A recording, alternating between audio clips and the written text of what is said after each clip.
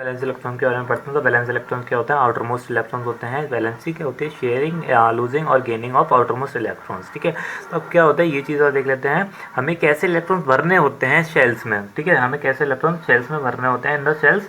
तो हमें कैसे भरने होते हैं? 2 8 8 18। ठीक है, पहले हम 2 भरेंगे, फिर हम 8 भरेंगे, फिर 8 भरेंगे दोबारा से, फिर 18 भरेंगे, फिर दोबारा से 18 भरेंगे। ठीक है, ऐसे चलता है कुछ।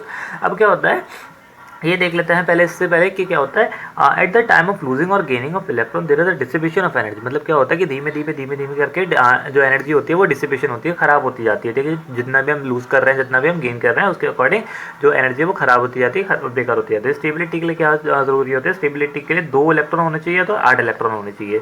2 इलेक्ट्रॉन किसके लिए होने चाहिए? हाइड्रोजन और हीलियम लाइक स्पीशीज के लिए, और 8 इलेक्ट्रॉन्स जो होने चाहिए सभी के लिए होने चाहिए for their in their outermost shell. अब इसमें एग्जांपल ले लेते हैं हम क्लोरीन का। तो क्लोरीन का एटॉमिक नंबर होता है 17। ठीक है, एटॉमिक नंबर कितना होता है? 17। तो जब हम उसको फिल करेंगे तो ऐसे पहले वाले शेल में कितना आएगा? 2 आएगा, दूसरे वाले शेल में कितना आएगा? 8 आएगा, और तीसरे वाले शेल में कितना आएगा?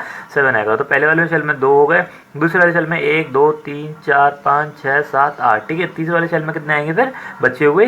7 1 2 3 4 5 6 7। तो इसकी वैलेंस इलेक्ट्रॉन्स कितने हो गए? 7 हो गए। लेकिन अब हमें क्या करना है? वैलेंसी निकालनी है। अब एक बात बताइए, इसको क्या करना है? अपनी वैलेंसी निकालनी है। ये बोलेंगे इसको स्टेबिलिटी चाहिए। तो स्टेबिलिटी करने के लिए या तो क्या करेगा? एक ले लेगा, ठीक है, या तो क्या करेगा? 8 दे देगा। तो यहाँ पे ये जो एरो है वो देने का है, यहाँ पे देने लिख देते हैं, और ये जो एरो है वो लेने का है। ठीक है, तो या तो ये क्या करेगा? 1 ले लेगा, या तो क्या करेगा? 7 दे देगा। ठीक है, तो अब यहाँ पे क्या है? 7 देने में ज़्यादा एनर्जी खर्च होगी, ऑब्वियस सी बात है, क्योंकि 7 इलेक्ट्रॉन देने पे हमने क्या पढ़ा था कि यहाँ पे डिस्ट्रीब्यूशन ऑफ एनर्जी होता है। तो 7 इलेक्ट्रॉन देने पे यहाँ पे क्या होगा? ज़्यादा एनर्जी खर्च होगी। इससे बढ़िया क्या करेगा? 1 इलेक्ट्रॉन ले लेगा। ठीक है, तो यहाँ पे 1 इलेक्ट्रॉन ले लेगा। और ये हमें क्या पढ़ा था वैलेंसी में स्टार्टिंग में? It is the sharing, losing और गेनिंग ऑफ इलेक्ट्रॉन्स। तो ठीक है, इसकी वैलेंसी कितनी हो गई? 1 हो गई। अब ऐसे ही ऑक्सीजन का एटम देख लेते हैं। ऑक्सीजन का एक फॉर्मूला देख लेते हैं। इसकी 2 शेल्स होंगी, क्योंकि 8 होता है, तो ऑक्सीजन 8 में देख लेते हैं 2 और 6, क्योंकि 6 तो इलेक्ट्रॉन बचे 2 सेल में। पहले वाले में जाने के बाद तो 6 तो इलेक्ट्रॉन बचेंगे, तो 6 इलेक्ट्रॉन हो गए आपके। तो पहले वाले शेल में कितने? 2 इलेक्ट्रॉन्स भर गए। और ये क्या होता है? न्यूक्लियस होता है, न्यूक्लियस बोल लेते हैं इसको। और ये न्यूक्लियस होता है, इसके अंदर क्या होता है? प्रोटॉन्स होते हैं। ठीक है, इक्वल नंबर ऑफ प्रोटॉन्स और इक्वल नंबर ऑफ इलेक्ट्रॉन्स होते हैं।